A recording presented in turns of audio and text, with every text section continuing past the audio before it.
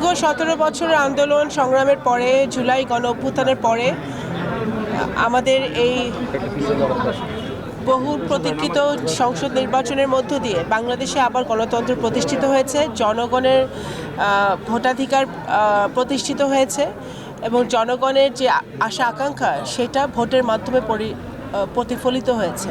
বাংলাদেশ জাতীয়তাবাদী দল একটি বিশাল ম্যান্ডেট নিয়ে সরকারে গঠন করতে পেরেছে, আলহামদুলিল্লাহ।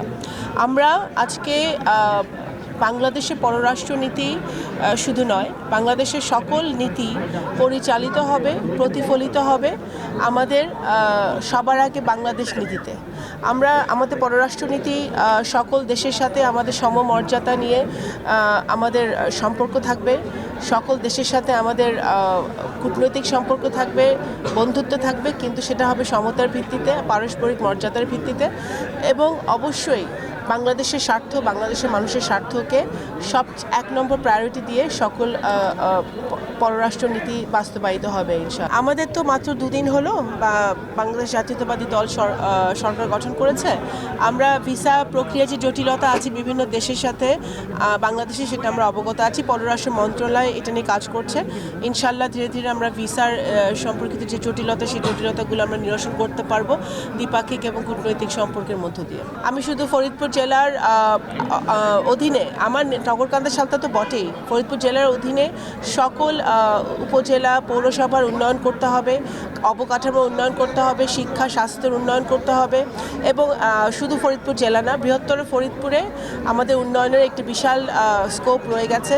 আমাদের এখানে ফরিদপুরকে বিভাগ ঘোষণা করা এবং আমাদের পদ্মা সেতু ভিত্তিক আমাদের যে উন্নয়ন প্রকল্পগুলো প্রয়োজন পদ্মা সেতুকে কেন্দ্র করে, সেই উন্নয়নগুলো আমাদের বাকি আছে। অনেক উন্নয়ন এই অঞ্চলের মানুষের ভাগ্য উন্নয়ন, নারীদের ভাগ্য উন্নয়ন, আমাদের যুব সমাজে ভাগ্য উন্নয়নে অনেক কিছু করার আছে। আমরা আইটি পার্ক করতে চাই, হসপিটাল করতে চাই, বিশ্ববিদ্যালয় করতে চাই, আমরা অবকাঠামো উন্নয়ন করতে চাই। ইনশাআল্লাহ যদি বাংলাদেশ জাতীয়তাবাদী দল, আপনারা দেখেছেন ইতিমধ্যেই মাননীয় প্রধানমন্ত্রী জনাব তারেক রহমান রোজার মাসেই আমাদের একটা পাইলট প্রজেক্ট হিসেবে আমাদের ফ্যামিলি কার্ড চালু হবে ইনশাআল্লাহ। সেটা সারা দেশে আস্তে আস্তে আরও বাড়বে। তো আমাদের কাজ, আমরা যে প্রতিশ্রুতি মানুষকে দিয়েছি, বাংলাদেশ জাতীয়তাবাদী দল যে প্রতিশ্রুতি দিয়েছে, সেই প্রতিশ্রুতি আমরা রাখি এবং রাখব।